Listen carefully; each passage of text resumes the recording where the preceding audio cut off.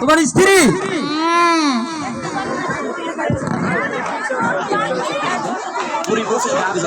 তুমি কি কিছু বলতে চাও? কি বলতে চাও?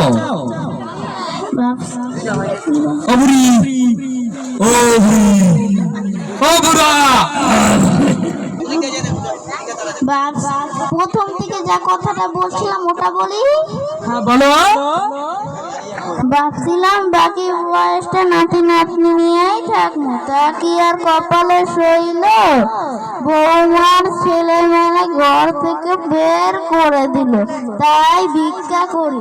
যদি শিক্ষাই হয় জাতির মেরুদণ্ড, তাহলে বৃদ্ধাশ্রমের দরজা আর ভিক্ষার খেলা করতে বন্ধ। কি করেন আপনারা সবাইরা? চমৎকার, অসাধারণ কথা। সম্মানিত সুধী, আমরা কে হই এমন সমাজ, এমন সভ্যতা, এমন সংস্কৃতি, আমরা কে হই?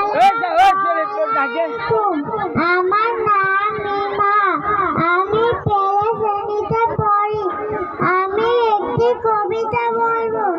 মাগো মা, তোমার জামাই এসেছে, কুচু পাতা মাথায় দিয়ে রাইতে নেমেছে, তেল মাখতে তেল নিয়েছে, তেলে দিয়েছে, আগ কাটতে ছুরি দিয়েছে, নাকটি কেটেছে, বসবে বলে ফিরি দিয়েছে, শুয়ে পড়েছে, পা ধুতে জল দিয়েছে, খেয়ে ফেলেছে।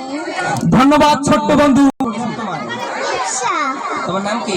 ইফসা। আমি আসসালামু আলাইকুম। আমি একটা কবিতা বলবো। খোকন খোকন খোকন মজার কারবারি, আরে খোকন ঘরে দুই রকম মাছ কাকে খায়? আমি একটা কবিতা বলবো।